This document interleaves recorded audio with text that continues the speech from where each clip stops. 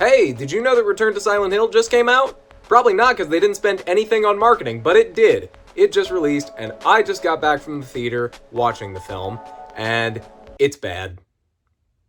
It's a bad movie. It was like, wow. I haven't written anything in advance. This is just my stream of consciousness thoughts immediately after seeing the film. I wanted to give some sort of video while the other one is cooking, and if you happen to like this type of rambling content, then please let me know. I'll be happy to do some more if I see any more movies or shorter games. I can do just little rant reviews of them. But anyway, so Return to Silent Hill was a movie that for a while I wasn't even sure was gonna come out. I remember hearing about it and thinking like, oh, that's really cool. It's gonna be based on Silent Hill 2, and it's the guy who directed, right here, it's the guy who directed the original Silent Hill movie coming back to direct this one. That's really cool because I know that Christoph Gahn, the director, is a big fan of the games. You see that in this movie. So I thought if anyone could do a Silent Hill 2 movie justice, it would be him. And I figured that if it wasn't what I wanted it to be, I could just blame Konami or the production company for not giving him enough money. But no, I can blame Christoph Gahn because he's a co-writer on this movie, and most of my problems are with the script. But anyway, so I don't know the exact timeline. I think the movie was finished like in late 2024 and was meant to come out in 2025. In fact, the copyright date on the movie in the credits says 2025, but for whatever reason, it got delayed to 2026.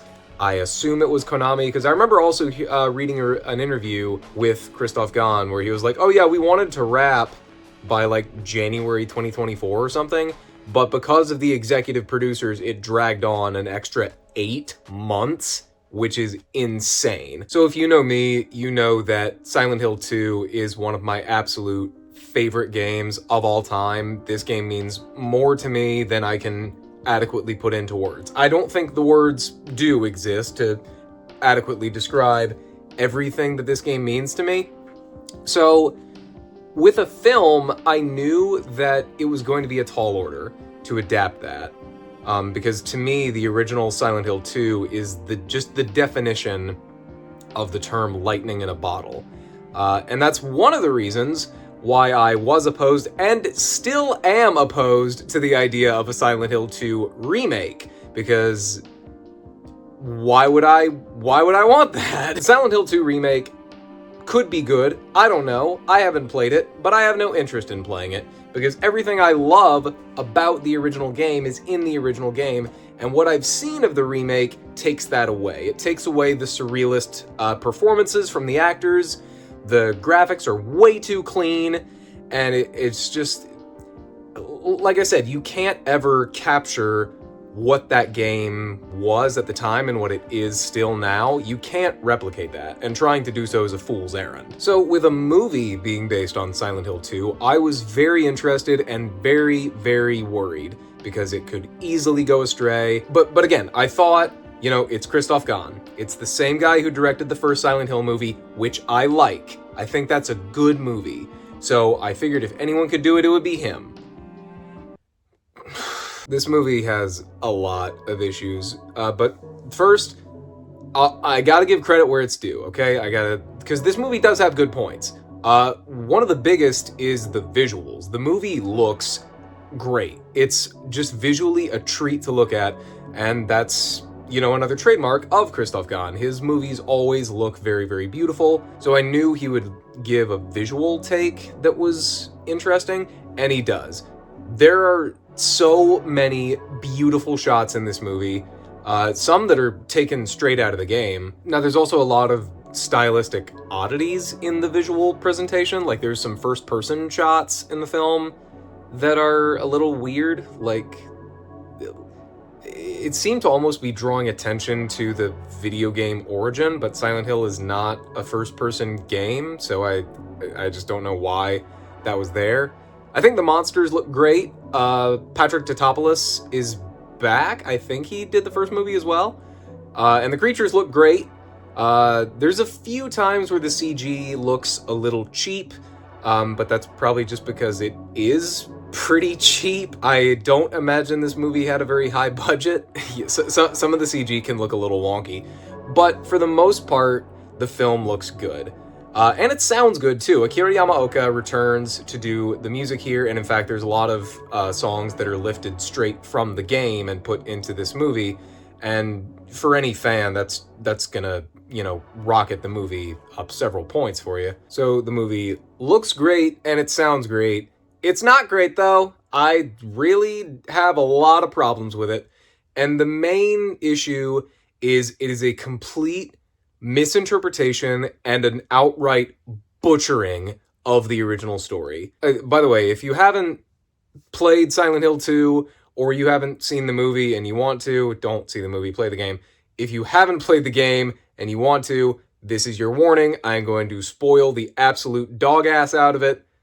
Leave now. That's your warning. So, Silent Hill 2, as I'm sure many of you know, is all about the guilt that James feels over killing his wife.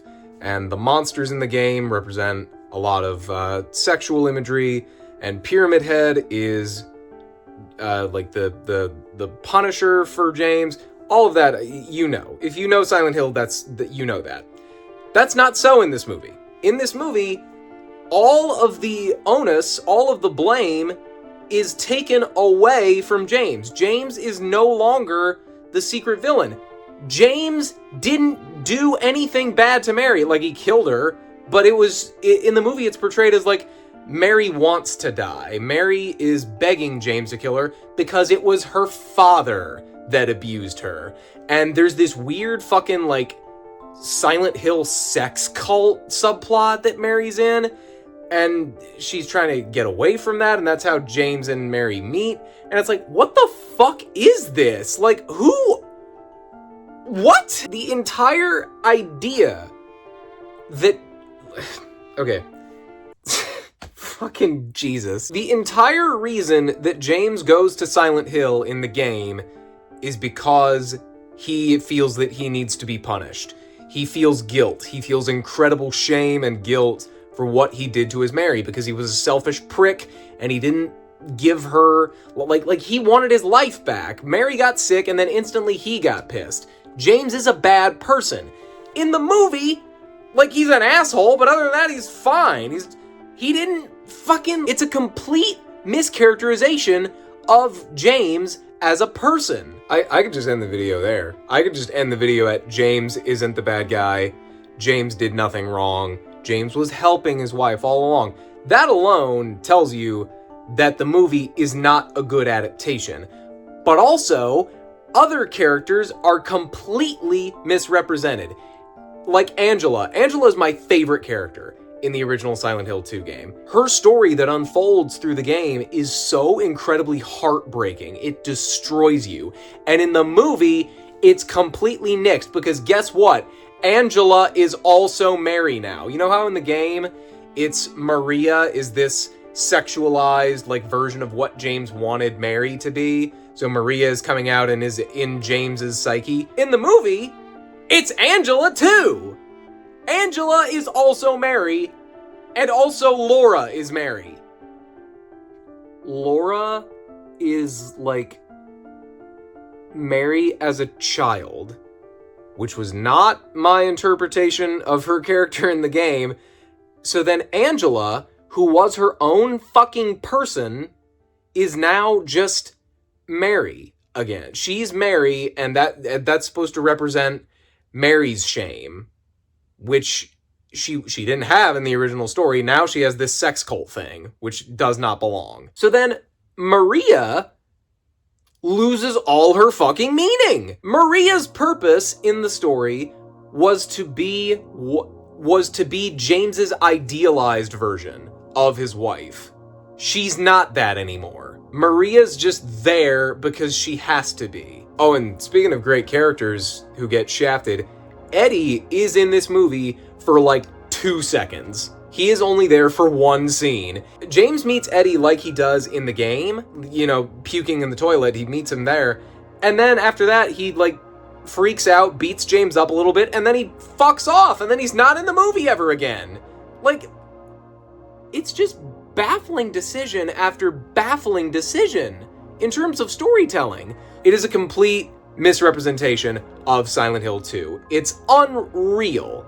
Like, my whole interpretation of the first movie now is kind of tainted, because I thought, oh, Christoph Gans is a fan. You can tell he's a fan, because it's not really a great adaptation, but it has the spirit of Silent Hill. And yeah, I would say this kind of does as well, but I think the sense I got is that Christoph Gans likes Silent Hill 1 more than 2. Why did you adapt 2 then? This movie leans into more of the cultish aspect of the first Silent Hill movie and the first Silent Hill game, and the cult aspect was really toned down from Silent Hill 2 because it was more about James. But this doesn't do that. Again, the monsters and the visuals and the settings all have distinct meanings for James. It is James's interpretation of the town. It's what the town does to him. That's why every other character sees something different. Eddie is there for something different, and he sees things that are completely different and arguably way more horrifying than what James sees. In that final scene with Angela in the game, she's surrounded by flames, and she says, "For me, it's always like this." Here, that is just gone. It's just, oh, we're back in Silent Hill for reasons. Obviously, I think Silent Hill 2 is a story that's way too multifaceted to be, adequately boiled down into a 1 hour, 45-minute runtime. So then don't try to do that. If you want to adapt Silent Hill 2, do a TV show. And at least do it accurately. Do the story that so many people love. And that's the thing. With Silent Hill 1, the movie Silent Hill 1, with the first Silent Hill movie, most of the people who I know who've seen it haven't played the games. They don't know the games, they just like the movie. And I think that's fun. And for the people who do know the games, they're like, yeah, it's not that great, but it is a Silent Hill movie, and I enjoy it for that. But Return to Silent Hill is specifically and deliberately made for people like me, and probably you, Silent Hill fans, people who love the game. And it doesn't respect the game. It doesn't respect the source material. It changes way too much, and it takes out everything that we loved about it. If you want to tell your own story in Silent Hill, that's absolutely fine. I think that's what Christoph Gans did with the first movie.